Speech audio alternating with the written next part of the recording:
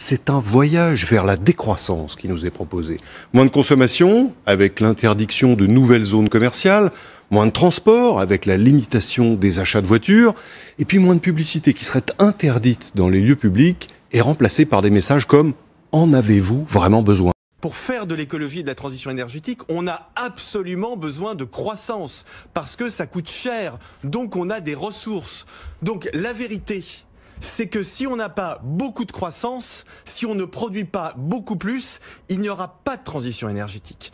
Il n'y aura pas de développement durable. Il y a ce qui sort de la Convention pour le climat, il y a les enquêtes du CEVIPOF que je vous conseille de regarder qui sont sorties. Si on gouverne par référendum en France, on va, fermer les frontières, puisque plus de 60% des Français sont favorables au protectionnisme et à la fermeture des frontières et à l'isolation depuis le reste du monde. Deux, on va sortir du capitalisme, puisqu'il y a une majorité de Français qui pensent que le capitalisme n'est pas le bon système. Et trois, on va monter de 20% le salaire horaire au niveau du SMIC, et donc on va... voilà. Malheureusement... Ça fait des chômeurs à la clé. Hein. Oui, mais si on gouverne en démocratie directe, on va faire tout ça, quoi. Il n'y a absolument aucun doute. L'opinion, elle est comme ça.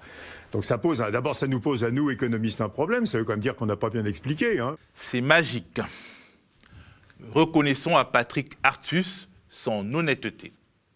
Si on le comprend bien, notre système représentatif n'a pas pour objectif de parvenir à des décisions politiques qui vont dans le sens de la volonté populaire, qui caricature au passage, mais précisément de barrer la route à l'expression de cette volonté populaire dès qu'elle contrevient aux intérêts des possédants. Du coup, la transition écologique, c'est bien sympa, tant qu'il s'agit d'éduquer le petit peuple, de le pousser à consommer en changeant sa voiture, sa machine à laver ou son système d'isolation thermique.